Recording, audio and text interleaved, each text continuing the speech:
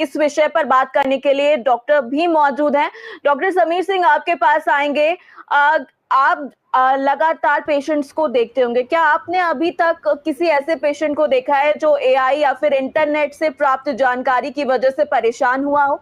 और आपको क्या जी लगता है इस तरीके के जो एआई टूल्स आ रहे हैं या फिर इंटरनेट के माध्यम से जो लोग दवाई अपने आप देखते हैं और अपना खुद का जो है ट्रीटमेंट स्टार्ट कर देते हैं, तो आपको लगता है कि डॉक्टर और पेशेंट का जो रिलेशनशिप है, जो एडवाइस का जो जरिया है, वो कहीं ना कहीं खत्म भी हो रहा है?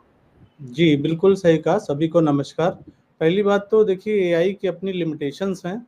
और जी। रही बात डायग्नोसिस की कोई गारंटी नहीं होती। जैसे बुखार हो गया किसी को, जी। तब डेंगू हो सकता है, चिकनगुनिया हो सकता है, मलेरिया हो सकता है, हम्म। टाइफाइड हो सकता है। हम्म। वो डायग्नोसिस नहीं देगा, सबके लिए कॉमन दवाई दे देगा और वो वहाँ पे ब्लंडर हो सकता है।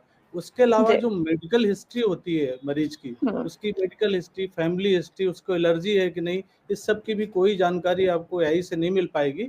और सबसे बिल्कुल। बड़ा जो होता है, जब डॉक्टर के एक पेशेंट जो है डॉक्टर के पास आता है, तो एक भावनात्मक टच होता है, इमोशनल हम्म। अटैचमेंट होता है। डॉक्टर के पास जाता है तो सबसे पहले डॉक्टर उसको कहता है कि नहीं भाई, ठीक हो जाएगा।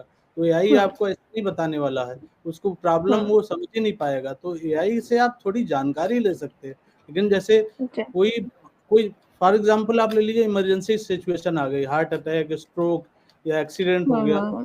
कंडीशन में मोबाइल एआई के पास टाइम क्यों गवाएंगे? हमको तुरंत नज़दीकी जो हेल्थ सेंटर है वहाँ पे जाना चाहिए। और फिर उससे और हम लोग तो होम्योपैथी में सिम्पटम और भावनात्मक रूप से पेशेंट कैसा है, उसकी प्रॉब्लम हम्म। को, कभी-कभी होता है कि पेशेंट से जब हम काफ़ी प्रॉब्लम पूछ लेते हैं, तो कहता है आपने इतनी चीज़ें पूछ ली तो अब हम ठीक ही हो जाएँगे। तो ये बहुत बिल्कुल। ज़रूरी होता है पेशेंट के साथ भावनात्मक लगाव।